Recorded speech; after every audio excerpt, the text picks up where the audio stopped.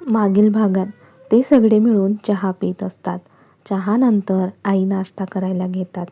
काव्या उठणार की माई आणि आजी तिला किचनमध्ये जाऊ देत नाही. इकडे सिद्धार्थला जाग येते. तो पाहतो तर शेजारी काव्या नव्हती. बायको उठली पण का? तो उठून इकडे तिकडे पाहतो, पण ती त्याला दिसत नाही. सिद्धार्थ पटकन फ्रेश होतो आणि त्याचं आवरून खाली येतो. आता सगळे डायनिंग टेबलला बसलेले होते. सिद्धार्थ येताच ते नाश्ता करायला घेतात. सिद्धार्थला खरं तर काव्याला विचारायचे होते तब्येत कशी आहे म्हणून, पण तो खाली आला तेव्हापासून काव्याने त्याच्याकडे पाहिलेही नव्हते. खरं तर काव्याचा राग कालच गेला होता, पण ती मुद्दाम करत होती. नाश्ता झाल्यानंतर सिद्धार्थचा फोन वाजतो. त्याला खरं तर आज ऑफिसला जायचे नव्हते, पण महत्त्वाची मीटिंग असल्यामुळे त्याला जावे लागणार होते. तो सागरला मीटिंग हँडल करायला सांगतो, पण ते पॉसिबल नव्हते. शेवटी तो ऑफिसला जायला तयार होतो. फोन कट करून तो काहीही न बोलता ऑफिसला निघून जातो. गाडीत सिद्धार्थ काव्याचा विचार करत असतो. माझी छोटी बायको खूपच रागावलेली आहे. लवकरात लवकर माझ्या छोट्या बायकोचा राग घालवायला काहीतरी करायला पाहिजे. विचार करत तो कधी ऑफिसमध्ये येतो. ऑफिसमध्ये येताच तो त्याच्या कामात बिझी होतो. इकडे बाकी घरातील सगळे काव्याची काळजी घेत होते. तसेच 3-4 दिवस निघून जातात. आता ती ठणठणीत बरी झाली होती. डोक्याची जखम पण पूर्णपणे ठीक होती. डॉक्टरांनी तिला सांगितलेले उद्यापासून कॉलेजला जाऊ शकतेस म्हणून. कॉलेजला जायला मिळणार म्हणून काव्या तर खूप हॅपी असते. त्या आनंदात ती लवकरच झोपून जाते. या 4-5 दिवसात ती सिद्धार्थशी बोलत नव्हती. जसे जाताना त्याने तिला इग्नोर केले होते, तसेच ती पण त्याला इग्नोर करत होती. बघूया काव्याचा राग सिद्धार्थ कसा घालवतो ते. आता पुढे. उद्या सकाळी कॉलेजला जायला मिळणार या आनंदात ती लवकरच झोपून जाते. सिद्धार्थ ऑफिसमध्ये बिझी असल्यामुळे त्याला घरी यायला उशीरच होतो. घरी येताच फ्रेश होतो आणि बेडवर आडवा होतो. त्याला पण असे व्हायचे कधी ऑफिसवरून तो घरी जाईल आणि तिला मिठीत घेईल असे त्याला झाले होते. कारण दिवसा तर ती त्याला इग्नोर करत होती, पण रात्री गाढ झोपत असल्यामुळे तिला कळत नव्हते सिद्धार्थ तिला मिठीत घेऊन झोपतो म्हणून. पण खरं तर सिद्धार्थला पण माहिती नव्हते की काव्या पण तो रात्री झोपलेला असताना त्याच्याकडे किती वेळ पाहत असते. त्याच्या चेहऱ्यावर किती वेळा किस करायची, ओठांना स्मूश करायची. कितीही राग करत असली तरी प्रेम होते तिचे. सिद्धार्थने तिच्या कपाळावर ओठ टेकवून तिला दीर्घ किस केला. सॉरी बायको, तू जोपर्यंत मला माफ करणार नाहीये तोपर्यंत मी तुला सॉरी म्हणत राहील. तो हळूच तिला मिठीत घेतो आणि डोळे बंद करतो. कधीतरी त्याला पण झोप लागते. सकाळी सकाळी अलार्मच्या आवाजाने तिला लवकरच जाग येते. ती पटकन अलार्म बंद करते. एकदा सिद्धार्थकडे पाहते तर तो खूपच शांत झोपलेला होता. आता पण काव्या त्याच्या गालावरून प्रेमाने हात फिरवते. त्याच्या चेहऱ्यावर किस करते. त्यानंतर ओठांना स्मूच करते. हळूच त्याचा हात बाजूला करून ती फ्रेश व्हायला निघून जाते. फ्रेश होऊन बाहेर येते आणि ड्रेसिंग टेबलजवळ जाऊन उभी राहून तिचं आवरत असते. तिच्या हातून कॉस्मेटिकचा बॉक्स खाली पडतो आणि त्या आवाजाने सिद्धार्थला जाग येते. सिद्धार्थ आरशातून तिच्याकडे पाहतो, पण ती मात्र त्याच्याकडे दुर्लक्ष करून तो बॉक्स उचलून वर ठेवते. सिद्धार्थ बेडवरच पडून तिच्याकडे प्रेमाने पाहत असतो. आज ती कॉलेजला जाणार आहे हे सिद्धार्थला माहिती होते. त्यात तिने ब्लॅक कलरचा अनारकली ड्रेस घातला होता. त्यात ती खूपच सुंदर दिसत होती. तिचे लांब सडक सिल्की केस विंचरण्यात ती गुंग होती. सिद्धार्थ तर एकटक तिच्याकडे पाहत होता, कारण तो तिच्याजवळ गेलाही असता पण मॅडमने त्याला इग्नोर केले असते, म्हणून तो बेडवरच पडून तिच्याकडे प्रेमाने पाहत होता.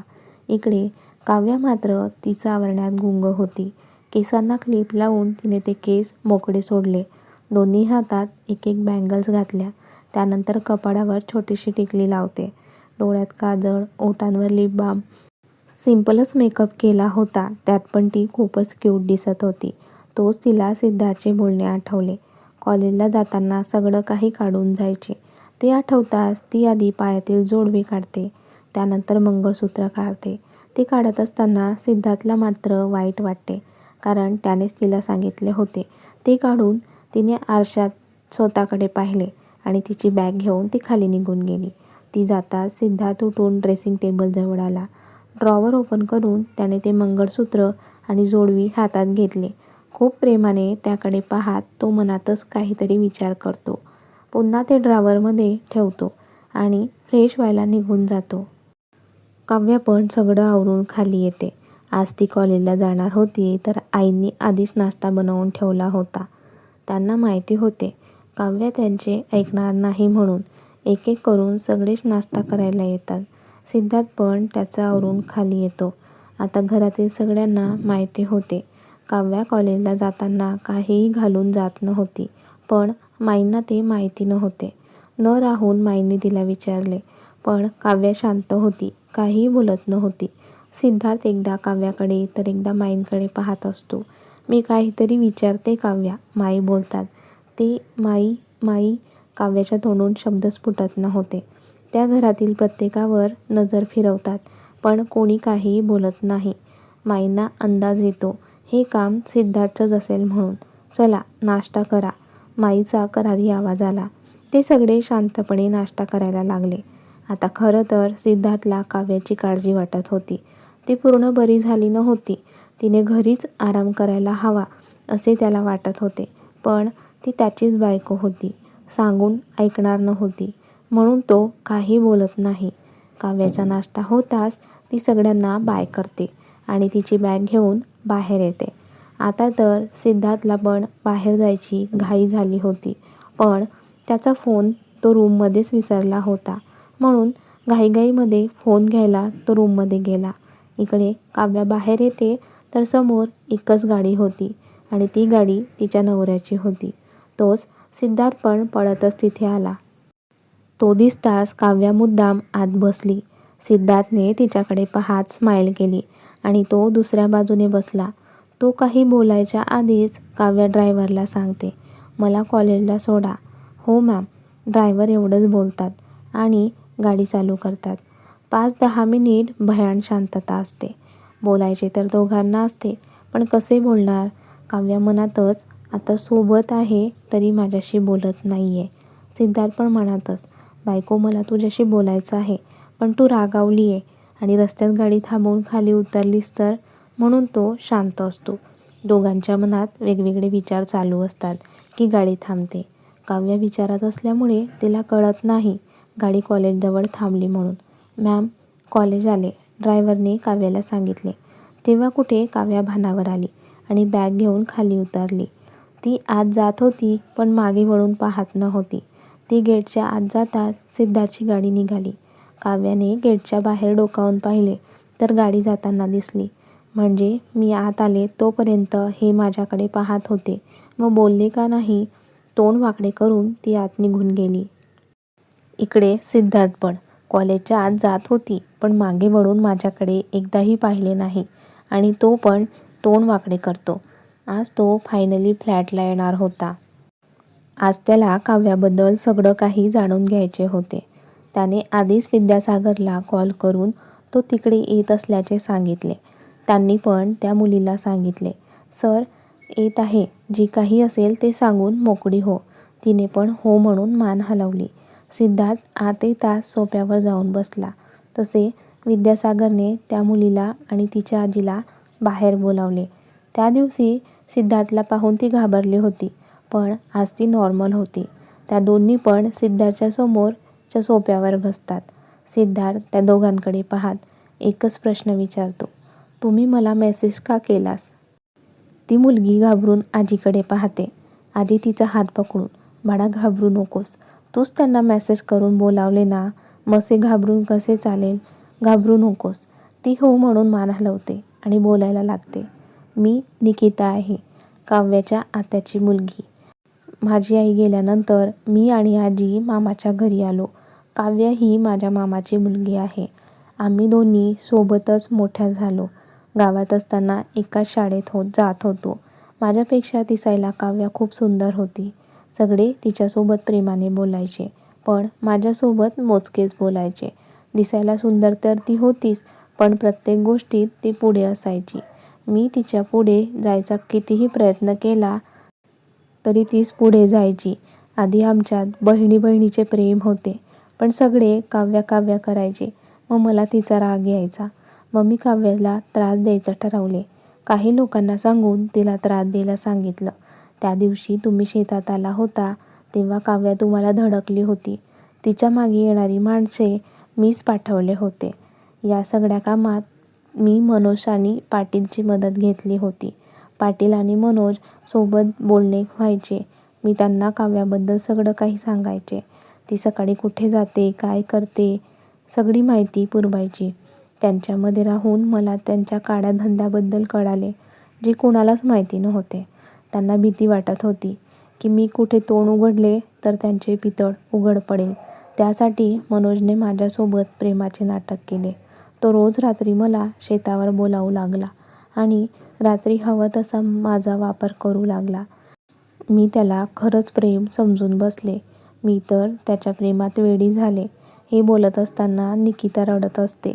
मी रोज रात्री काही ना काही कारण सांगून घरातून बाहेर पडायला लागली. आजी तर लवकर झोपून जायची, म्हणून तिला काही कळत नव्हते. पण माझे वागणे काव्याच्या हळूहळू लक्षात येत होते आणि एक दिवशी मी रात्री जायला निघाले तेव्हा काव्या पण हळूहळू माझ्या मागे येत होती. पण त्या दिवशी मी एका ठिकाणी लपून राहिले, त्यामुळे काव्याला कळले नाही की मी कुठे गेले. ती बराच वेळ मला त्या जागेवर शोधत राहिली, पण तिला मी दिसली नाही. ती वैतागून घरी निघून गेली. पण मनोजला कळले काव्या माझ्या मागे आली होती. पण मला तेव्हा मनोजबद्दल माहिती नव्हते. मी समजत होते मीच त्याला आवडते, पण असे नव्हते. त्याला तर आधीपासूनच काव्य आवडत होती.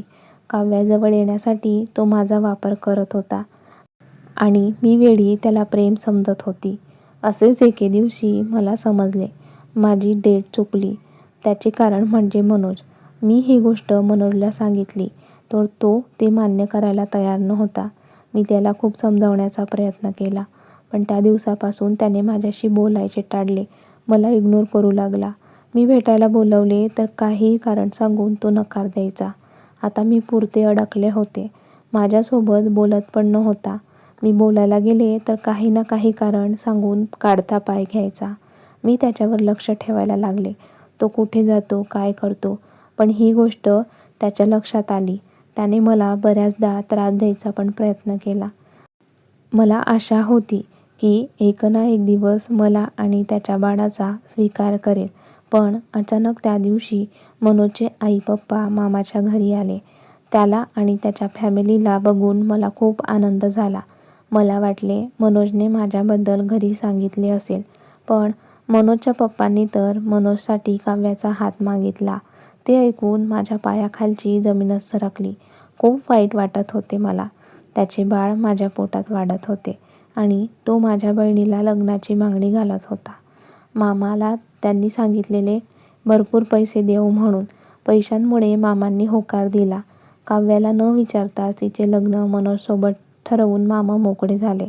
कारण मामांना फक्त पैसे हवे होते. मला तर कळतच नव्हते काय करावे. एक मन सांगत होते माझ्यासोबत खूप चुकीचे होत आहे. एक मन सांगत होते स्वतःचे आयुष्य संपवावे, पण मी तसे काही करणार नव्हते. पण त्या दिवशी घडले ते देवाची कृपा म्हणायची. काव्याचे लग्न त्या मनोजसोबत झाले नाही, नाहीतर तिला खूप त्रास झाला असता. त्या दिवशी देवाच्या चमत्काराने तुम्ही काव्यासोबत लग्न केले. त्याच दिवशी तुमच्या मोबाईलला एक व्हिडिओ आला होता.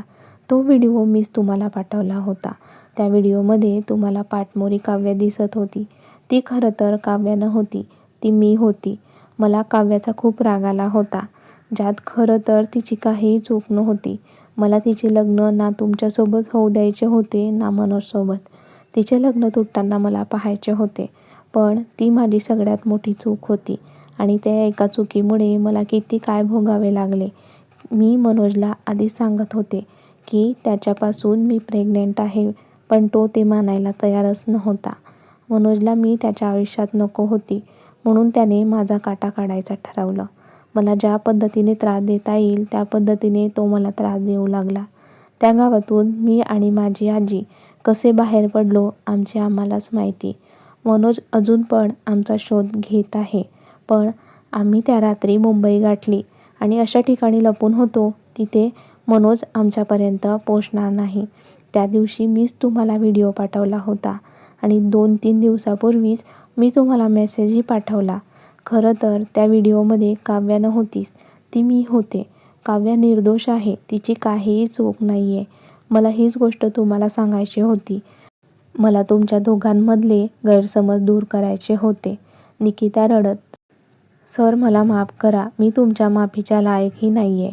मला माहिती आहे माझ्यामुळे काव्याला खूप काही सहन करावे लागले. पण आता नाही, मला काव्याला आनंदी बघायचं आहे. सर मला माफ करा, माझ्यामुळे काव्याला खूप त्रास झाला आहे.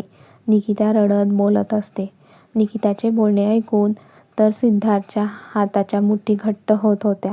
काय वाटतं, सिद्धार्थ निकिताला समजून घेईल का? तिच्यामुळे काव्याला किती त्रास झाला याची शिक्षा सिद्धार्थ निकिताला देईल का?